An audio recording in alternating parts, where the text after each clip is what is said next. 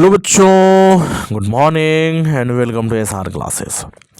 तो बच्चों एक बार फिर से आप लोगों के सामने हाजिर हूँ लघुत्तरीय प्रश्न लेकर, जो कि बहुत इंपॉर्टेंट लघुत्तरीय प्रश्न है बच्चों। और क्लास 10th हिस्ट्री चैप्टर 1 से ये सारे लघुत्तरीय प्रश्न उठाए गए हैं। तो आप लोग वीडियो को एंड तक देखना है और देखने के बाद मुझे कमेंट करके भी बताना कि आपको ये वीडियो कैसा लगा। अगर अच्छा लगेगा तो फिर एक लाइक कर करके चैनल के साथ जुड़ करके ही जाना बच्चों, ठीक है जी। तो आइए शुरू करते हैं आज की इस वीडियो को और सबसे पहला प्रश्न आपके सामने रखते हैं। पहला प्रश्न है बच्चों, राष्ट्रवाद क्या है? तो इसका उत्तर हम क्या लिखेंगे कि राष्ट्रवाद एक ऐसी भावना है जो किसी भौगोलिक परिवेश में रहने वाले लोगों के बीच एकता का वाहक करती है। मतलब राष्ट्रवाद एक ऐसी सोच है बच्चे जिसके आ जाने के बाद इंसान अपने देश के प्रति भलाई लगाव की भावना महसूस करता है, अपने देश की भलाई के बारे में सोचने लगता है।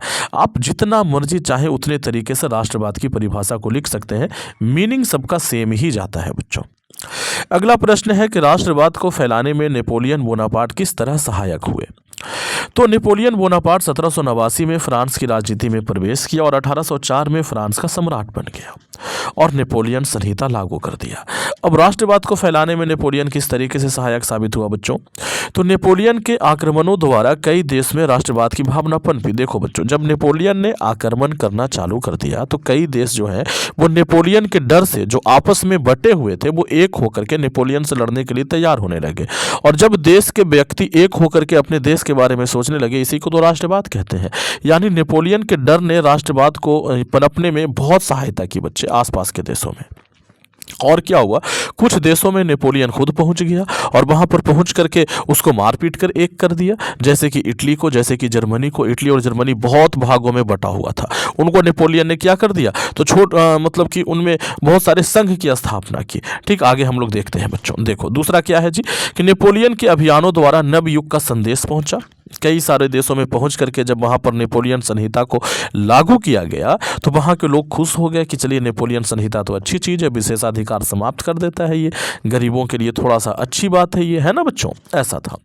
तीसरा बच्चों कि नेपोलियन ने इटली और जर्मनी के राज्यों को भौगोलिक नाम की परिधि से बाहर निकाला और उसे वास्तविक एवं राजनीतिक रूपरेखा प्रदान की। पहले जो जर्मनी था वो जर्मनी केवल नाम का जर्मनी था, जर्मनी था ही नहीं। 300 से ज़्यादा इलाकों में बटा हुआ था, वो छोटे छोटे इलाकों में सबको मारपीट करके एक कर दिया इसने, ठीक ना। इटली के बारे में बात करते हैं तो इटली में भी वही था, बहुत सारे इलाके में बटा हुआ था। तो वहां पर भी इसने क्या किया, मारपीट करके वहां भी एक संघ की स्थापना की। अब आपको बताना है कि जर्मनी में नेपोलियन ने किस संघ की स्थापना की थी और इटली में नेपोलियन ने किस संघ की स्थापना की थी। ये दो प्रश्न आपके लिए यहाँ पर ये है बच्चे, कमेंट करने के लिए दिया गया है, ठीक है बच्चों, कि जर्मनी में किस संघ की स्थापना की थी और इटली में किस संघ की स्थापना की थी। ओके, चलिए अगला प्रश्न है और जिसका उत्तर सबसे पहले आएगा उसे मैं उसके ये को उत्तर को मैं पिन करूंगा बच्चों। इटली और जर्मनी के एकीकरण में ऑस्ट्रिया की भूमिका क्या थी, ये प्रश्न है। तो इटली और जर्मनी के एकीकरण में ऑस्ट्रिया सबसे बड़ा बाधा था, यही भूमिका था उसका। ऑस्ट्रिया का चांसलर मेटरनिक था, जो प्रजातंत्र का विरोधी और राजतंत्र का समर्थक था। 1815 से लेकर के 48, ये 15 कर देना इसको, 1815 से लेकर के 48 के युग को मेटरनिक युग कहा जाता है। और इस युग में इटली तथा जर्मनी में उभरे राष्ट्रवादी भावना को क्रूरतापूर्वक दबाया जा रहा था। ये मेटरनिक के कारण ही हो रहा था बच्चों। तो मेटरनिक जो है वो सबसे बड़ी बाधा थी, ऑस्ट्रिया सबसे बड़ा बाधा था, ठीक है बच्चों। अगला प्रश्न है बच्चों कि जुलाई 1830 की क्रांति का कारण क्या था। ये फ्रांस में हुआ था। तो लुई 18वां के बाद फ्रांस की गद्दी पर चार्ल्स दसम आया। चार्ल्स दसम एक प्रतिक्रियावादी शासक था, मतलब कि खराब शासक था, ठीक है बच्चों। और उसने प्रतिक्रियावादी एक व्यक्ति था जिसका नाम पॉलिग्नेक था, उसको प्रधानमंत्री बना लिया। पॉलिग्नेक ने क्या किया कि लुई 18वां द्वारा जारी किए गए घोषणा पत्र में परिवर्तन लाने की चेष्टा की और 4 आपत्तिजनक अध्यादेश पारित कर दिया। ये चारों अध्यादेश इतने बुरे थे कि पहले जैसे शुरुआत के जो राजा था ना, जैसा वो राजपाट चलाता था, बिल्कुल वैसा ही एक बार फिर से चलाने का प्रयास कर रहा था। तो इतनी लड़ाइयाँ, इतनी खून खराबा, इतनी बलिदानों के बाद एक बार फिर से एक ऐसा राजा सामने आ रहा था जो फिर से पुराना वाला की तरह था। तो जनता ये बर्दाश्त नहीं कर पाई बच्चों, और ये सारा काम काम जो हो रहा था, अध्यादेश वगैरह लाने का जो प्रयास किया जा रहा था बच्चों, ये काम 25 जुलाई 1830 को हुआ था।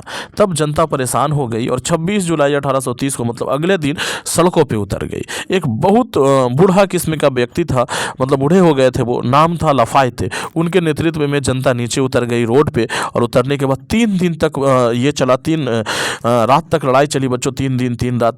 कहा जाता है कि फ्रांस के गौरवशाली 3 दिन थे वो, और इसी को क्या कहा जाता है, 3 ही दिन में भागना पड़ा चार्ल्स दसम को। ठीक है बच्चों, तो इसे ही हम जुलाई 1830 की क्रांति कहते हैं बच्चों।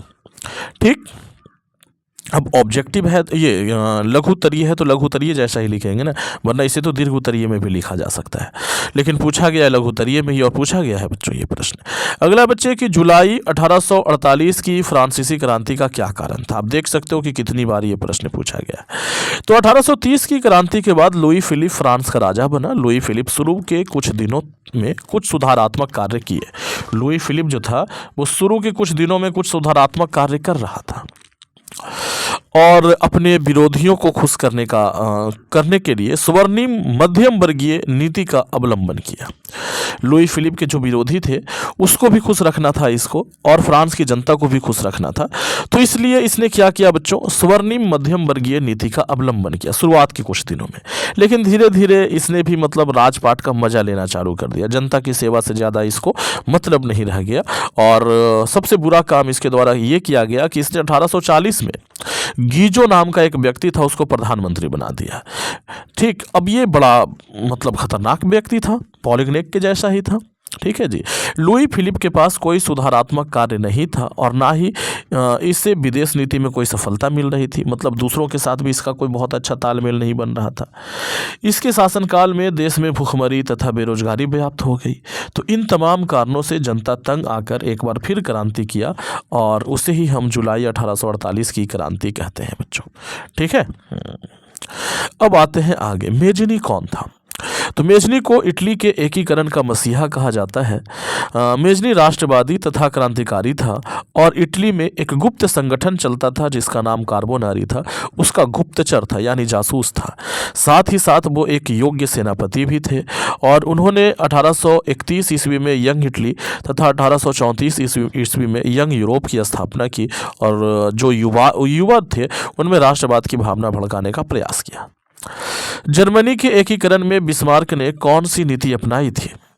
तो जर्मनी के एकीकरण में बिस्मार्क ने रक्त एवं लौह की नीति का अवलंबन किया। इस नीति के अनुसार सैन्य शक्ति की सहायता से पूरे जर्मन प्रदेश को एक करना था। बस इतना ही लिखना है।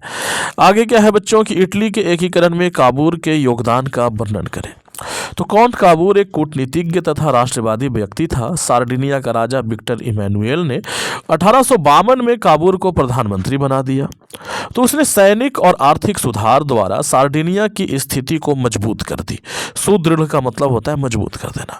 और 1859 में ऑस्ट्रिया को हराकर लोम्बार्डी पर अधिकार कर लिया। लोम्बार्डी इटली का ही एक क्षेत्र था जिस पर ऑस्ट्रिया ने कब्जा कर रखा था। तो ऑस्ट्रिया को हराकर लोम्बार्डी पर अधिकार कर लिया, और फ्रांस को सेबॉय नाम का एक जगह था उसका लोभ दे करके मध्य इटली का भी एकीकरण कर लिया।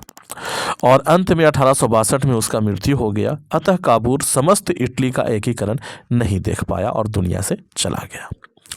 अगला प्रश्न है बच्चों कि विलियम प्रथम के बगैर जर्मनी का एकीकरण बिस्मार्क के लिए असंभव था, कैसे।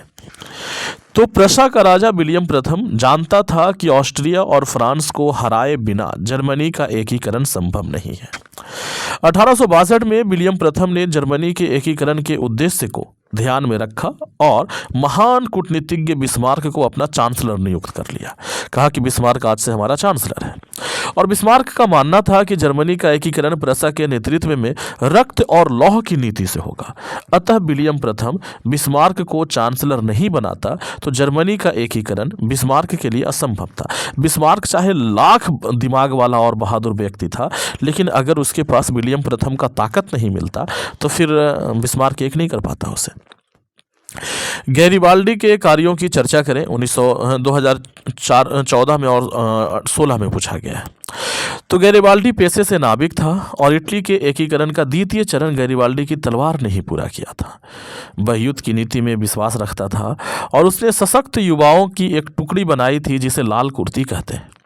इस टुकड़ी की सहायता से उसने सिसिली तथा नेपल्स पर आक्रमण कर वहां गणतंत्र स्थापित कर दिया। तो ये सिसिली और नेपल्स जो था वो इटली का ही एक ये था, राज्य था बच्चों। उस पर आक्रमण किया और वहां पर गणतंत्र स्थापित कर दिया। वह पोप के राज्य पर भी आक्रमण करना चाहता था। अब ये पोप का राज्य क्या है, अगर आपने मेरे से पढ़ा है ये चैप्टर तो फिर आपको समझ में आ जाएगा, और अगर नहीं पढ़ा है, किसी और से भी पढ़ा होगा तब भी समझ में आ जाएगा, लेकिन अगर एकदम ही नहीं पढ़ा है तो फिर दिक्कत है, ये समझ नहीं आएगा। लेकिन काबूर ने अनुमति नहीं दिया। तो ठीक है बच्चों, ये सेकेंड पार्ट है लघुतरीय प्रश्नों की सीरीज का। मैं चाहूँगा कि आप इसे ज़्यादा से ज़्यादा शेयर करें अपने दोस्तों में। जितना ज़्यादा प्यार दोगे मैं उतना ही बेहतर तरीके से इन सीरीज़ों को चालू रखूँगा, आगे आपकी सेवा करता रहूँगा। तो थैंक्स फॉर वॉचिंग। बने रहें SR क्लास के साथ। कैसा लगे ये वीडियो ज़रूर बताएं कमेंट कर करके। अच्छा लगा है लाइक करें, दोस्तों में शेयर करें और चैनल को सब्सक्राइब करके ही जाना बच्चों। Thank you.